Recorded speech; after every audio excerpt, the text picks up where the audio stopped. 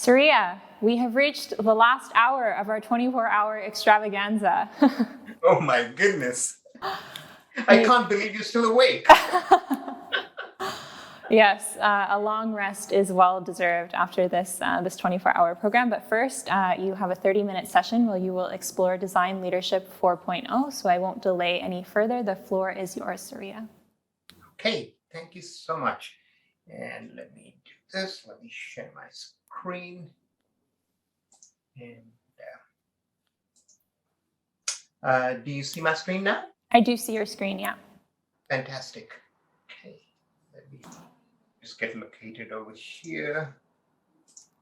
All of my controls. Sorry about that. No problem. So, hello everybody. We've just met, but it's good to see you again. So, first of all, a very happy birthday to WDO. A very happy 65th birthday. What a day it has been. You know, I don't know about you, but I know that I have actually been watching for a lot of the day, and it's just been fantastic.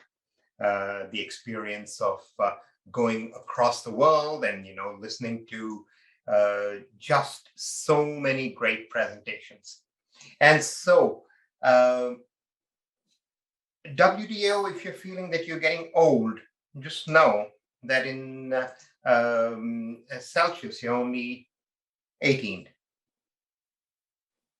So it's been 23 hours, 29 plus countries, 75 plus speakers, 100 projects, and over 200 ideas. So that's just amazing, And I think what we are actually witnessing is really what ICSID and WDO have really been catalyzing, which is a design-powered planet. So it's wonderful to see in these 65 years what has been created. So what I'm going to use the next few minutes is to share a few thoughts about what I want to call Design Leadership 4.0. And so it's been clear from everything that we have been listening to that old design approaches are really being replaced today by what one can call 21st century design paradigms. It's clear listening to a bunch of almost all the speakers from all the different countries that there is a shift underway. And that shift is taking place under our feet. So sometimes it's hard to even capture it. But clearly, there's some aspects of the shift. There's a shift towards equity, a shift towards creativity, a shift towards well-being. And when we talk about leadership, failure or success of these new emerging paradigms really depends in large part on enlightened and agile design leadership. I want to call this Design Leadership 4.0. And so in my talk, what I will be going through is some ideas, some provocations, some thoughts on 4 scales of design impact, design, what I'll call design 1.0 to 4.0, 6 leadership styles, and some leadership behaviors, and try to leave just a few minutes at least for us to have a short conversation. So design 1.0. So we can think about the development of design really as having started as design 1.0, at the scale of design in the service of creating great products and communication. And then we've seen from there an expansion to design being used in the service of experience and services. So this is not so much of putting away of 1.2 as much as the expansion of the frame to a scale. Now, this is not an entirely original idea. This goes back, all the way to the 70s that these ideas of the different scales of design have been proposed. And so I'm building on the ideas of others. And then the next scale one can think about design 3.0, and this is for large part where we live today, which is design in the service of organizational transformation. This particular moment that we live in design, where design is so hot and there's so many successful companies that are becoming successful because of design, and not only for-profit companies, but different organizations. So that's where we are. And there is a moment that we're moving towards, which is design in the service of social and planetary transformation.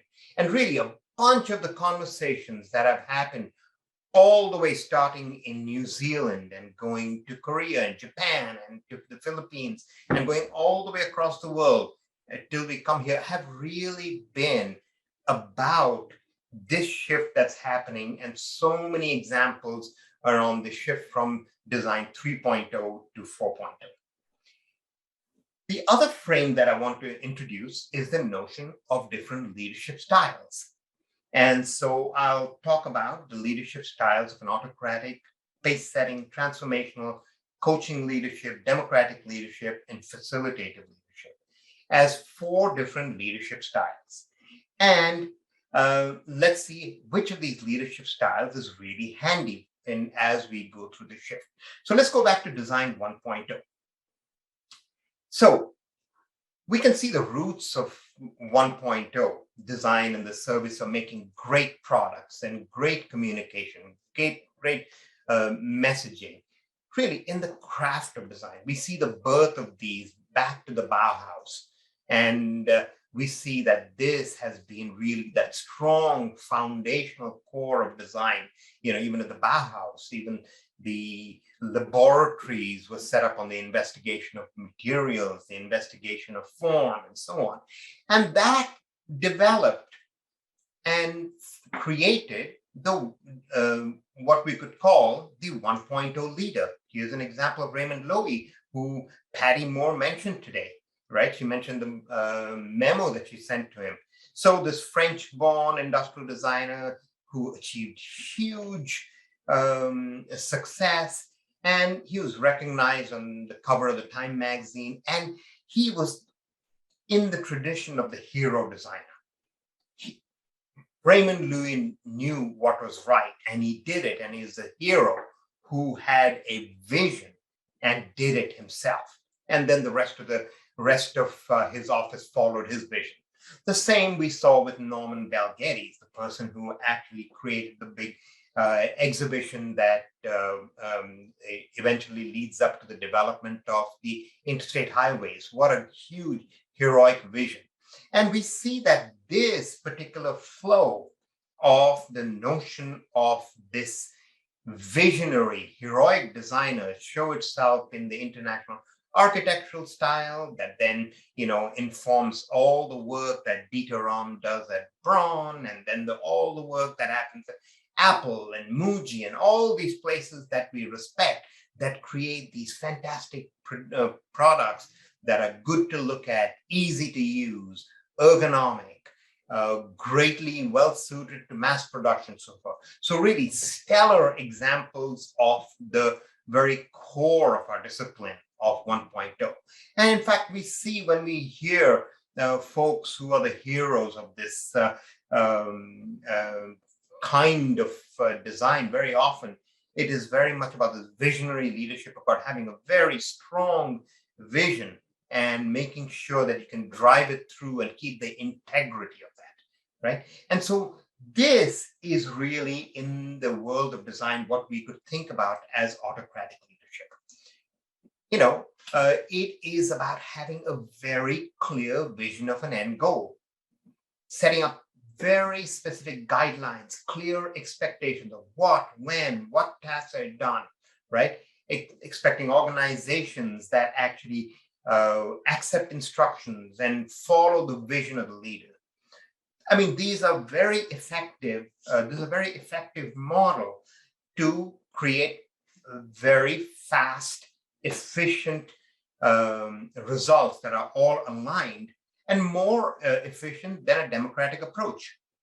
And the guidelines are very clear what the results are. Obviously, there's the cons. The cons are it is coercive for organizations. It can be uncomfortable. Employees can feel abused.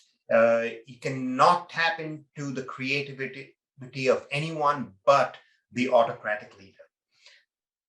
So if we move on to design 2.0, design actually expands from just being about products and messages to being about experiences and services.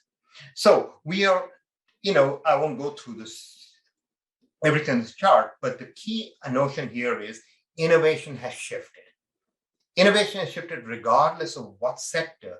It has shifted from being about technology to being about product to now moving towards being about experience. So every organization, whether they're working in automotive or software or shoes or whatever, are all in the business of experiences. So the whole idea of one single person being able to have a compelling vision to orchestrate all of that is shifting. It requires different kind of approaches. We're seeing the emergence of course, things like service design, where we now actually have to think not just about product, but think about the experiences that people also help create in developing experiences. The people who are providing service and the products, all the artifacts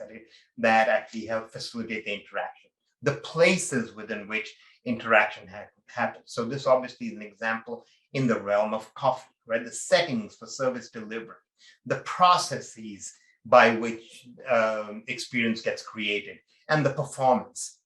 So in this place, the kind of methods that we use, of course, are also quite different.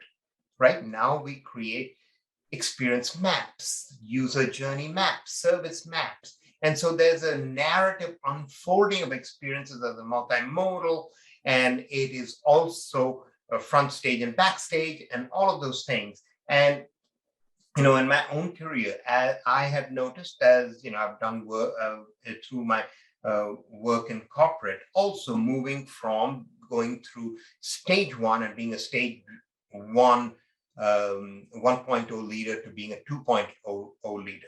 So what did I notice were the differences? So I had to shift my own leadership style, and some of the I had to shift to what you could call a pace setting leadership style.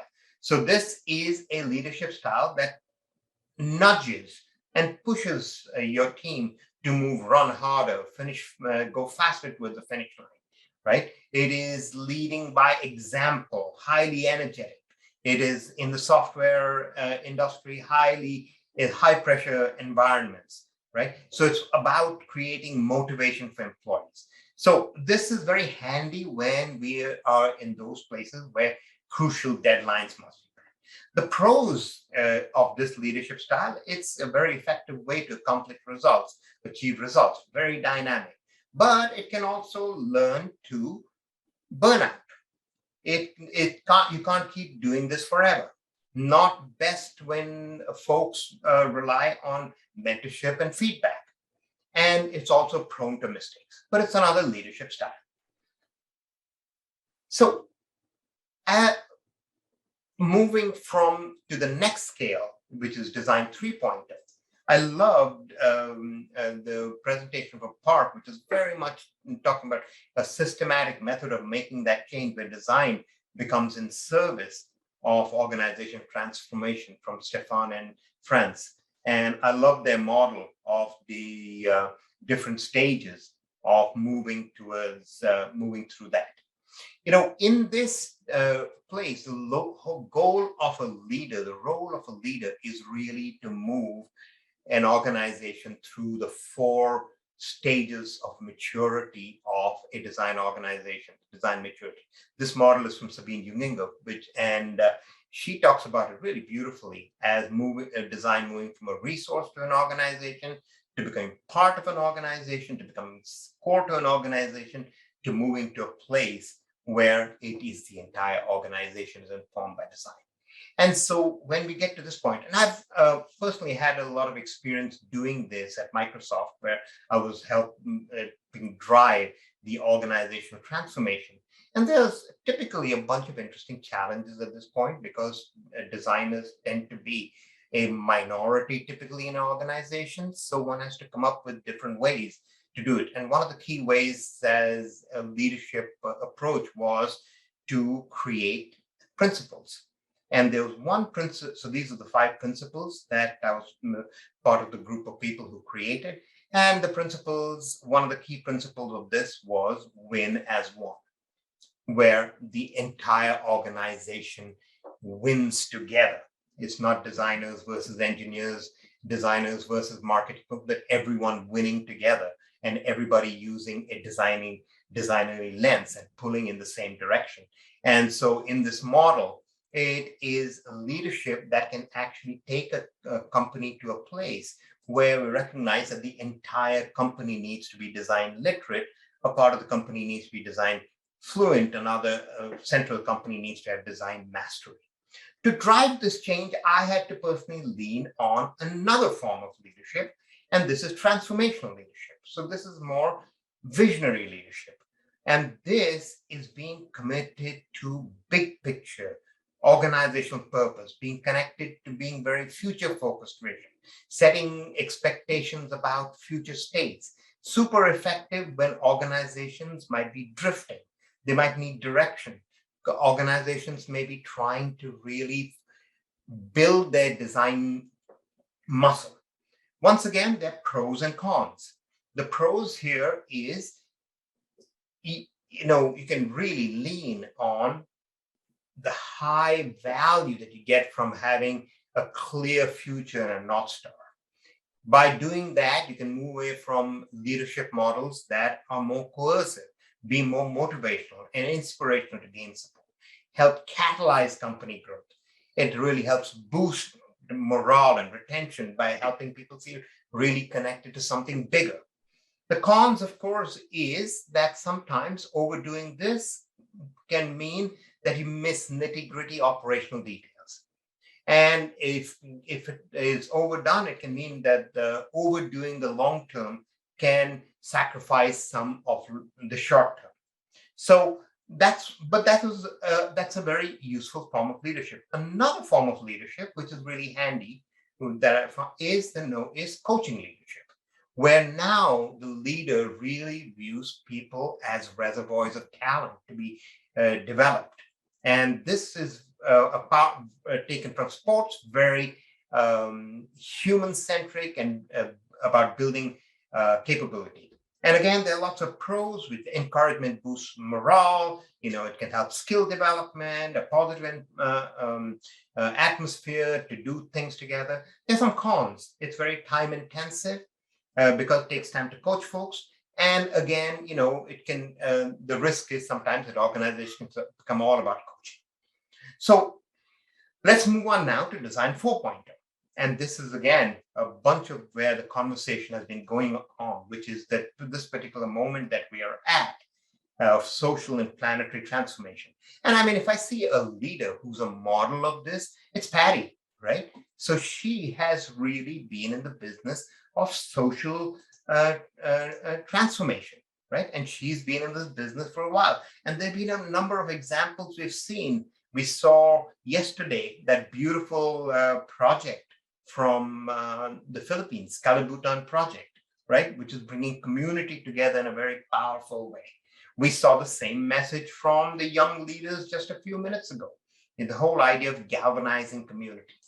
All of these amazing work by all these leaders is really responding to this particular moment that we are at, what we can call the VUCA moment. The moment that we are of extreme volatility, uncertainty, change, and ambiguity, where we are right now on a planet in this very short window of where the climate crisis is headed our way, and we're seeing change at this extraordinary scale, and we know that the window is still open, and the choices that we make can take us towards one of two possible futures, either a dystopian future where things fall apart, or a utopian future where we harness technology, creativity, and all we've done to really move towards a positive future? And it's, of course, a scary moment because we find that a lot of things are actually not going so well, right? We find the challenges in the environment, in our fellow species, in the rate of extinction, the way we now find the environment is turning around and biting us. We're starting to be uncertain about how we are going to deal with the carrying capacity of the planet, our resources. We're ending a century of wars over oil, starting a century of wars over water, and so on. So this is the moment that we are at, right? Resources, pollution, environmental degradation, so on. So we are faced with this moment of what we could say thousands of wicked problems. And so here I'm easing also into my own approach that I'm passionate about in terms of Design 4.0. So this is this moment of thousands of wicked problems. And my hypotheses, which came from work that I did at Microsoft, an opportunity that I had to help create um, Microsoft's first hackathon, was I had a shift in the way that I looked at design.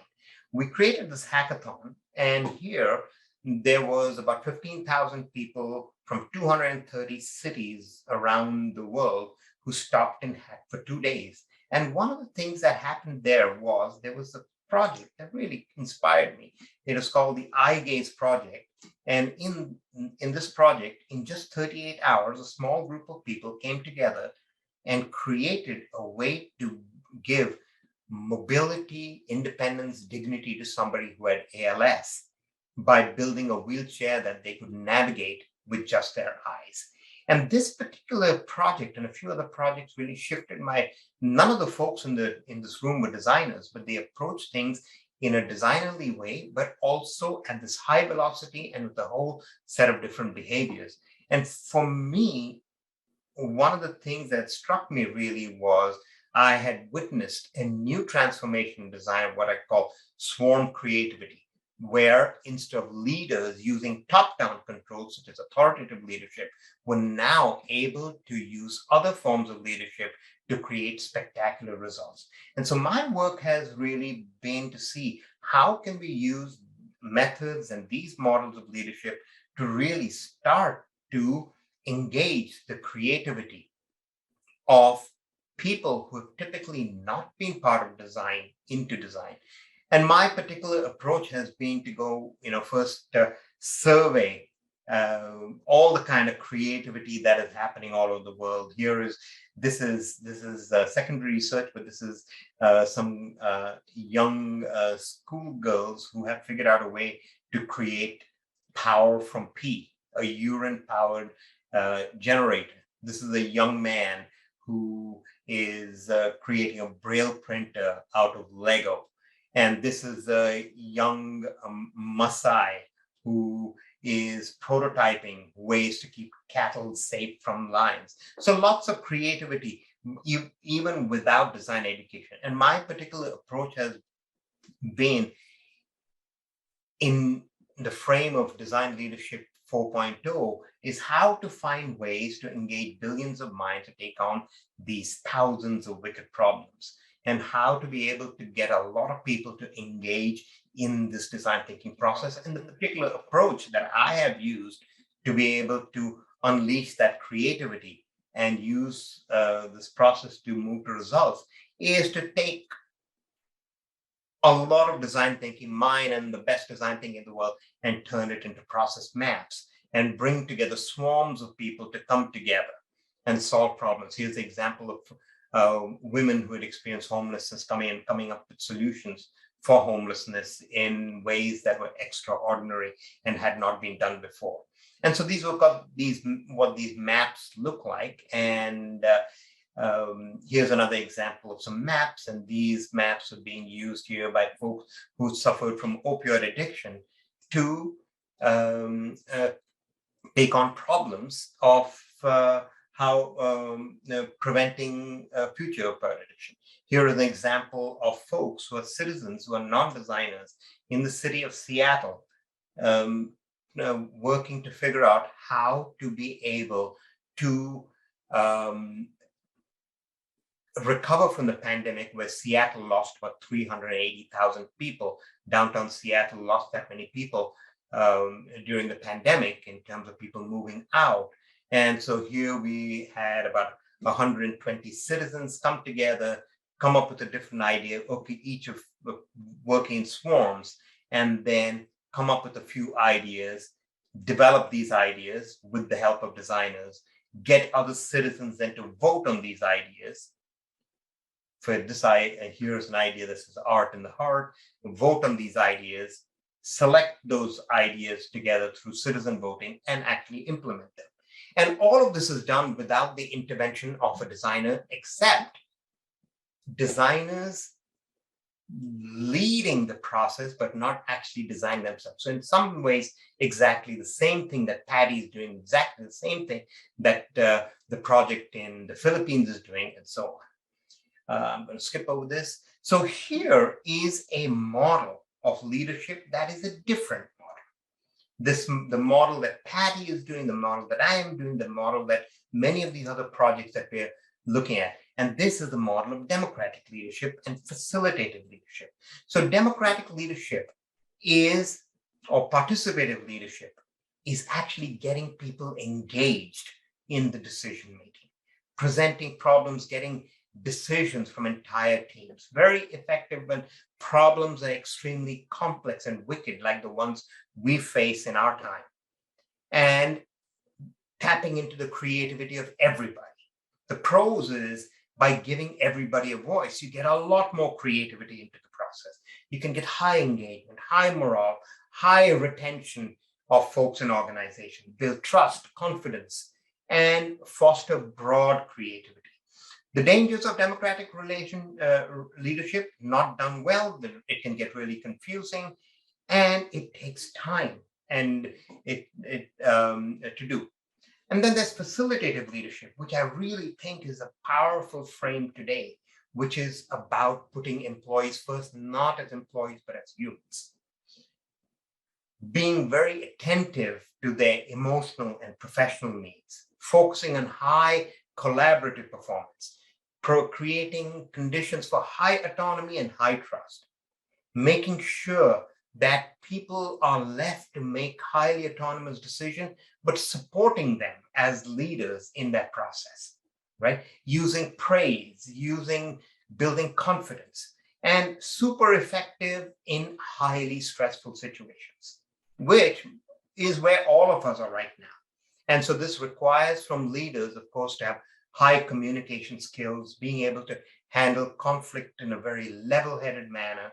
And there's some pros. The big pros here are if you make people a priority and make their creativity a priority, whether it is people who are your employees or your customers or your partners, you can get back a lot of results. You can also manage conflict very well.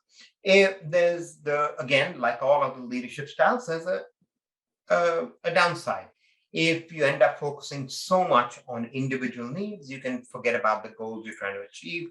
And you have to be, as a leader, the risk is you can spend all of your time managing and growing underperforming team members.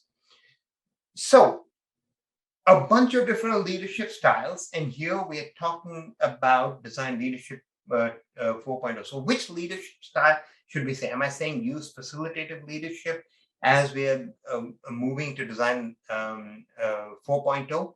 Now, the first important caveat is design 4.0 contains 1.0, 2.0, 3.0. It does not replace. And therefore, one has to really be thinking about using all of these different leadership styles. And so this, being a great 4.0 leader, is being able to pick and choose these correctly and appropriately at each stage of the process. And to do that, in closing, what I want to offer to you is that the 4.0 design, the design 4.0 leader has a few behaviors that allow picking the right style. The first one is self-awareness.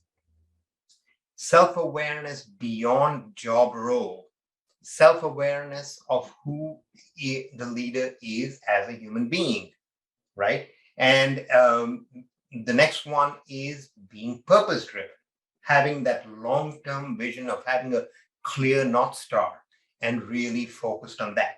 Humility, humbleness, which allows for learning and growth. Curiosity, so that they continue, so the leader can continue to grow and let others grow. And being constantly adaptive, because situations are changing, situations will change even more, and being adaptive to what leadership style will work best, because the particular problem you might be working on is a design 1.0 problem or a 3.0 or a 2.0 or 4.0, and being extremely adaptive and flexible on your leadership style. So what I've gone through really is the 4 frames of design 1.0 to 4.0, and I've talked about the 6 leadership styles and the 6 behaviors that one needs to adopt to be a 4.0 design leader. And I will stop there. Thank you. Thank you, Surya. It's always so great to have your expertise shared with us as part of our programs. We're so excited now Thank to you so much. Thank you. It's been thank you for the opportunity to share, and also to get the benefit of hearing so many great voices before sharing that. So being able to reflect also on all the good stuff that people have been talking about, which has been tremendous, hasn't it? It's just been a gold mine